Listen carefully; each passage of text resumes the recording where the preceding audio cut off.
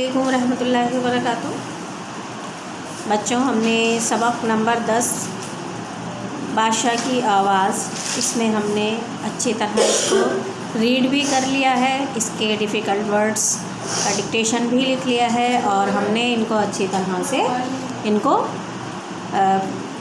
इन lesson को यानी इसको अच्छी तरह समझ भी लिया है, पढ़ भी लिया है। उसके अलावा हमने इसके अल्फाज मानी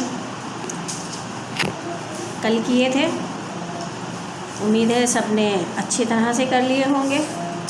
ठीक, दूसरा ये देखिए,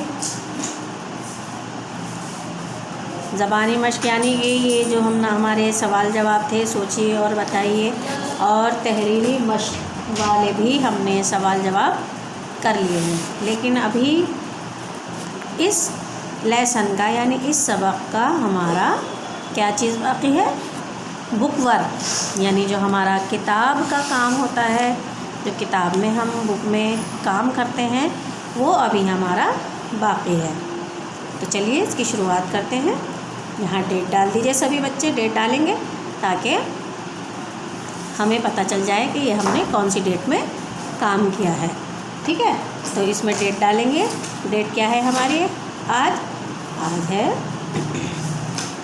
14 अक्टूबर 2020, यानी 14 तारीख़ है हमारी। और यहाँ डाल देंगे आप क्लास वर्क, क्योंकि हम क्लास वर्क कर रहे हैं। ये आपका होमवर्क नहीं है बच्चों। मैं हर बार आपको समझाती हूँ एक बात कि होमवर्क वो होता है जो आपका शीट पर, वाइट वाली शीट पर जो काम जाता है ना, वो हमारा होमवर्क होता है। और ये वाला जो है हमारा क्लास वर्क है, या तो हम बुक में करेंगे या फिर हम इसे कॉपी में करेंगे। राइट, चलिए शुरू करते हैं। सवाल नंबर 2 है, किसने किससे कहा? जब हम आपस में बातें करते हैं तो 2 बंदे ही होते हैं ना आपस में, जिनसे बात हो रही होती है। कोई अकेला बंदा तो खुद से बातें कर नहीं सकता। तो हमें ये बताना है कि ये वाली बात किसने कही है और किससे कही है। ठीक है, खड़े क्या मुंह देख रहे हो, कुछ करते क्यों नहीं? किसने कहा था ये मलिका ने कहा था। किससे? खुद्दाम से। जब उसकी अंगूठी खो गई थी तो उसे बहुत गुस्सा आ रहा था और वो नौकरों पर चिल्ला रही थी। खुद्दाम यानी नौकर, वो अपने नौकरों पर चिल्ला रही थी।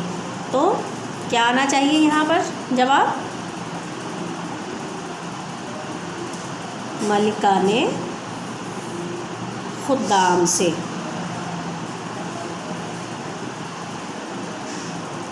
मलिका ने खुद्दाम से। ठीक है, मैंने अंगूठी सुनार के यहाँ मरम्मत के लिए भेज दी है। ये किसने कहा था?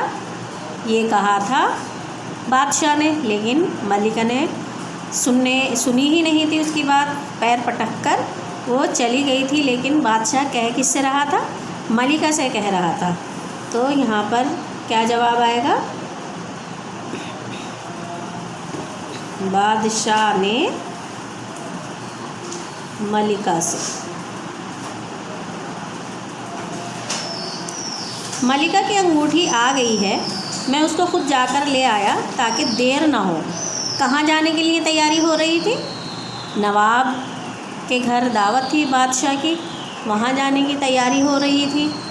लेकिन मलिका ने क्या कहा था कि जब तक मेरी अंगूठी नहीं मिलेगी मैं दावत में नहीं जाऊँगी। तो नौकर क्या कहता है कि मलिका की अंगूठी आ गई है, मैं उसको खुद जाकर ले आया ताकि देर ना हो। तो ये किसने कहा था? खादिम ने। खादिम ने बादशाह से।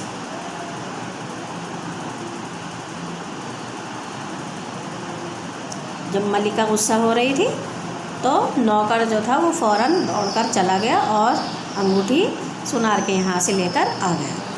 चलिए आगे देखते हैं। ज़बान शनासी। शनास मैंने आपको पहले भी बताया था कि शनासी का क्या मतलब होता है, यानी पहचान। शनासा होता है पहचान। ठीक है, ज़बान शनासी यानी ज़बान की पहचान। क्या मतलब होगा इसका? ज़बान की पहचान। ठीक है, तो अब हम देखते हैं कि हमें ज़बान की कितनी पहचान है, यानी हम कितना जानते हैं ज़बान के बारे में। सवाल नंबर 1 है, मुअन्नस लिखिए।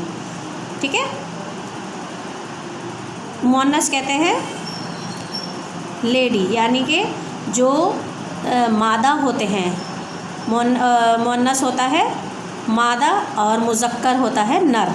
नर यानी कि जेंट्स, जैसे कि बादशाह, खादिम, तबीब, ये सारे नर हैं, यानी कि मुअन्नस। इसका हमें क्या लिखना है, मादा लिखना है, यानी मुअन्नस लिखना है। ठीक है, तो मुअन्नस यानी कि लेडी, जेंट्स और लेडीज़ हर किसी का होता है ना, जोड़ा होता है। तो जैसे बादशाह, अभी आपने बादशाह का सबक में क्या पढ़ा था, इसका आपने पढ़ा था मलिका। ठीक है, खादिम, खादिम नौकर। तो इसकी जो हम मुअन्नस अगर इसका बनाएंगे तो क्या बनेगा, इसका बनेगा खादिमा। क्या बनेगा, खादिमा, खादिमा बनेगा। ठीक है, खादिम, खादिमा, राइट। अब देखिए तबीब, तबीब का क्या माने है, हकीम या डॉक्टर। मैंने आपको पहले भी बताया था कि तबीब का क्या माने हैं, तबीब के माने हैं नौकर, डॉक्टर या हकीम। ठीक है, तो तबीब, तबीब का मुज़क्कर मुअन्नस क्या होना चाहिए, तबीब मुज़क्कर है, इसका मुअन्नस होना चाहिए, क्या होना चाहिए, तबीबा, तबीबा, तबीब, तबीबा। ठीक है, इसके बाद नौकर, ये तो बहुत इजी है, इसका तो आप आराम से लिख लेंगे, नौकर, नौकरानी, नौकर, नौकरानी। सुनार, जैसे सुनार होता है तो ऐसे सुनार की वाइफ भी तो होती है ना, तो उसे हम क्या कहते हैं, सुनारिन। क्या कहते हैं, सुनारिन। सुनारनी नहीं कहेंगे, बल्कि क्या कहेंगे, सुनारिन। जैसे कुम्हार, कुम्हारिन, है ना, ऐसे ही सुनार, सुनारिन। नवाब, नवाब का क्या बन सकता है, नवाब तो बादशाह को ही कहते हैं। मलिका, जैसे बादशाह की मलिका, राजा की रानी, तो नवाब का रानी भी हो सकता है। नवाब की बेगम जो होगी क्या होगी, वो रानी, रानी कहलाएगी। लेकिन यहाँ पर हम नवाबन, नवाबिन भी लिख सकते हैं, नवाब, नवाबिन। ठीक है, तो यही जैसे सुनार का सुनारिन, ऐसी नवाब का नवाबिन। लेकिन हम इसका रानी लिखेंगे, रानी भी हो सकता है, नवाबिन भी हो सकता है।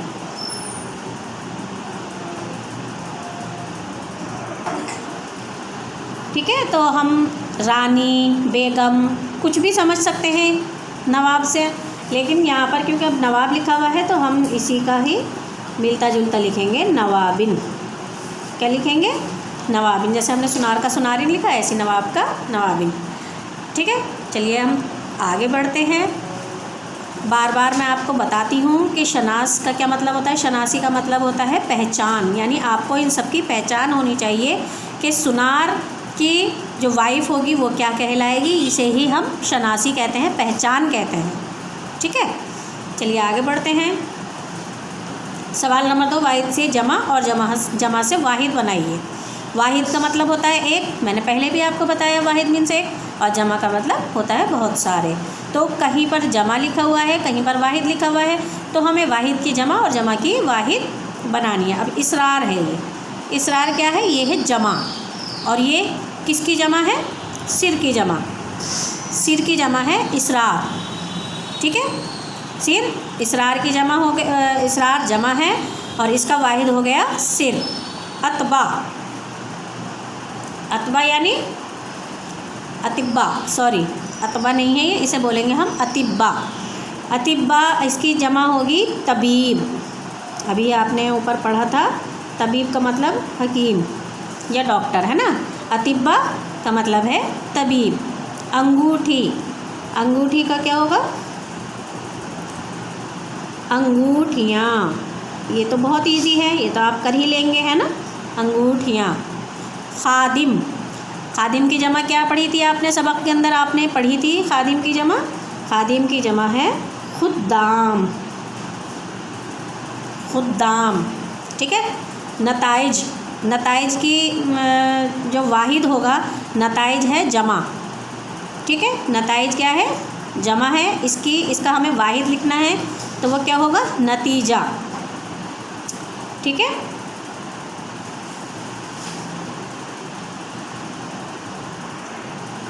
हम इसका लिखेंगे नतीजा, नतीजा, नताइज, नतीजा। ठीक है। नताइज हो गया जमा और नतीजा वाहिद। मुमालिक, मुमालिक भी जमा है, इसका हमें वाहिद लिखना है तो मुमालिक का वाहिद क्या होगा? मुमालिक का वाहिद होगा मुल्क। मुल्क यानी कि एक देश, एक कंट्री। मुमालिक बहुत सारे देश, बहुत सारे कंट्रीज़। ठीक है, कंट्रीज़। फिर एक बार फिर से देख लीजिए। इसरार सिर, अतिब्बा तबीब, अंगूठी अंगूठियाँ, खादिम खुद्दाम, नताइज नतीजा, मुमालिक मुल्क। ठीक है। आगे बढ़ते हैं। इस सबक में कुछ लफ्ज़ दो दो मरतबा आए हैं, जैसे रफ्ता रफ्ता। आप भी इस तरह के अल्फाज ढूंढकर लिखिए। अब आपको क्या करना है? सबक में से इस तरह के अल्फाज ढूंढकर लिखने हैं। तो अब हम इनको लिखना शुरू करते हैं। हमसे ये कहा गया है कि इस सबक में कुछ लफ्ज़ दो मरतबा आए हैं, जैसे रफ्ता रफ्ता। आप भी इस तरह के अल्फाज ढूंढ कर लिखिए। तो हमें सबक में से ही नहीं ढूंढने हैं। अगर हमें सबक में से मिल जाए तो बहुत अच्छी बात है, लेकिन अगर नहीं मिले तो हम इस तरह के ऐसे लफ्ज़ जो बार बार दो दो बार इस्तेमाल होते हैं उन्हें हम लिख सकते हैं। तो सबक में जैसे रानी के लिए आया है क्या? बक बक। रानी बक बक करती थी ना बार बार, बक बक। और एक वर्ड आया है झक झक, झक झक। और जैसे एक वर्ड ये आया है उठा उठा, यानी उठा उठा कर फेंक रही थी ना, तो उठा उठा। हम ये भी लिख सकते हैं, जैसे हम तेज़ तेज़ चलते हैं ना, तेज़ तेज़।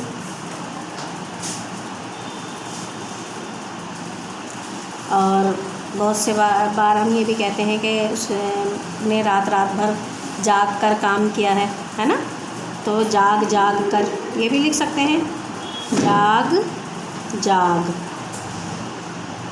जाग जाग। या मैं भाग भाग कर थक गया, तो भाग भाग कर या दौड़ दौड़ कर ये भी लिख सकते हैं, दौड़ दौड़।